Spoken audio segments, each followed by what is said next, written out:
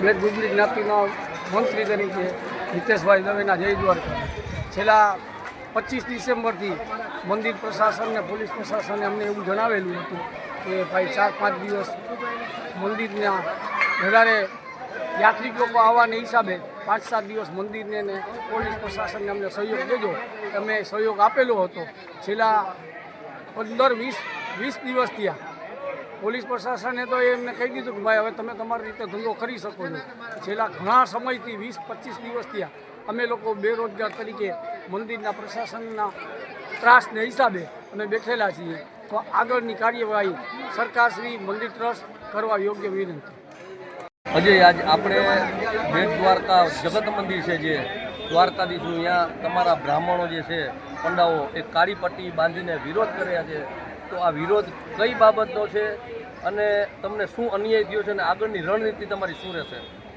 અમે લોકોને અન્યાય એ થયો કે અમે વર્ષોથી અમારા પુરખા 500 વર્ષ જ્યારથી આ મંદિર બન્યું ત્યારથી અમે ગુગળી બ્રાહ્મણ 505 સમાજ મંદિર જોડે જોડાયેલા છીએ.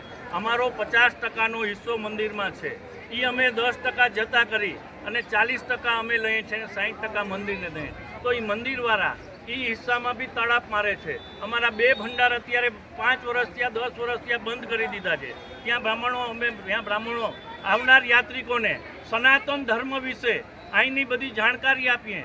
કૃષ્ણ ભગવાને શું લીલા કરી, આ મંદિર કેટલા વર્ષ જૂનું છે, આ સ્વરૂપ આ મૂર્તિ કેટલા વર્ષ જૂની છે, એ બધી જાણકારી યાત્રાધામ બેટ દ્વારકામાં દ્વારકાધીશ મંદિરમાં વર્ષોની પરંપરા મુજબ બ્રાહ્મણો યજમાન વૃત્તિ કરીને પોતાનું ગુજરાન ચલાવે છે. આ બ્રાહ્મણોનો રોટલો છીનવી લેવા મંદિર દેવસ્થાન સમિતિના હિન્દુ ટ્રસ્ટીઓના મનસ્વી અને ઈરાદાપૂર્વકના કૃત્યથી સેંકડો બ્રાહ્મણો લાલધૂમ. આજે મૌની અમાસના દિવસે તમામ બ્રાહ્મણોએ કાળી પટ્ટી બાંધી ટ્રસ્ટ મંડળના અધાર્મિક અને અમાનવીય વર્તન સામે સખત વિરોધ નોંધાવ્યો. આગામી સમયમાં શું થશે તે જાણવા જોતા રહો સ્પીડ ન્યૂઝ 17 લાઈવ રિપોર્ટ. ભાગ્યા સ્પીડ ન્યૂઝ 17 ભગવત પાડ બેટ દ્વારકા. પંડા સભા પ્રમુખ બેટ દ્વારકા. હાલમાં અમને 25 ડિસેમ્બરથી અમારું જે કંઈ પણ જાતના હક હિસ્સાઓ હોય કે અમે તીર્થ પુરોહિતો છીએ, અમે ટ્રસ્ટ સાથે સંકળાયેલા હોઈએ. 50% અમારા અને 50% ટ્રસ્ટના, એમાંથી 10% અમે ટ્રસ્ટની હિતાર્થે આપેલા હોય. છેલ્લા 25 દિવસ થયા અમે જે યજમાન વૃત્તિ કરતા હોઈએ તો અમને યાત્રિક સાથે ફરવું, યાત્રિકની પાસે યજમાન લઈને દર્શન કરાવવા, આવી પ્રવૃત્તિથી સદંતર અમને વંચિત રાખેલા છે. આવી તમામ અમારી પ્રવૃત્તિ જોરૂપની દાદાગીરી અમુક ટ્રસ્ટીઓના દ્વારા બંધ કરવામાં આવેલ છે અને જેથી અમને બહોળું નુકસાન થયેલું છે. આજે અમારો પરિવાર રોજીરોટીથી રઝળી રહ્યો છે. અમારી પાસે એટલો સ્ટોક પૈસાનો ન હોય કે જેથી કરીને અમે આગળનું ગુજરાન ચલાવી શકીએ. ટ્રસ્ટી છે એ પોતે મેલા છે, લઠાકાંડમાં સલવાયેલા છે, જમીન કમ્પાઉન્ડમાં સલવાયેલા છે, કેટલી જમાઈનો છે. જે ટ્રસ્ટીઓ ચોર કહે છે અમને, જે ટ્રસ્ટીઓ તમારા બ્રાહ્મણની તમારી લાયકાત નથી, તમે ગુગરી નથી, આવા અમારી સાથે ઉચ્ચારણ કરે છે. અને છતાં પણ આના ઉપર કોઈ પણ જાતનો કોઈ કાર્યવાહી થતી નથી. આ છેલ્લા 25 દિવસથી અમે વંચિત છીએ. અમને કોઈ પણ ધંધી રોજીરોટી આપેલ નથી.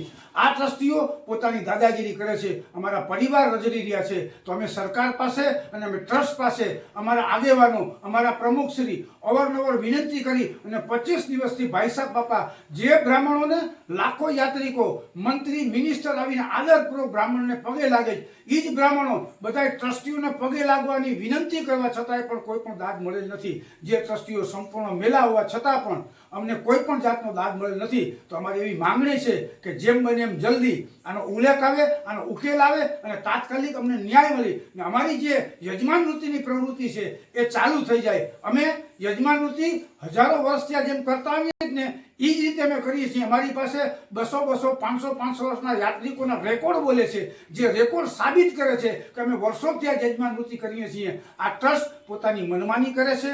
આવનાર યાત્રિકોને સગવડ આપવા યુપી, બિહારથી સિક્યુરિટી બેસાડી દેવામાં આવે છે. જે સિક્યુરિટી આપણા લોકો લોવી નહીં, એ તીર્થ પુરોહિતને સમજી શકે, યાત્રિકોને સમજી શકે, ભાષાનો કોઈ તકલીફ ન થાય, પ્રોબ્લેમ ન થાય. છતાં પણ ટ્રસ્ટીઓ એક જ ટાર્ગેટ રાખ્યો છે કે તમામ તીર્થ પુરોહિતોને દબાવવા, તમામ તીર્થ પુરોહિતોને ધમકાવવા, એમ કેમ પ્રકારે સિક્યુરિટીના માધ્યમ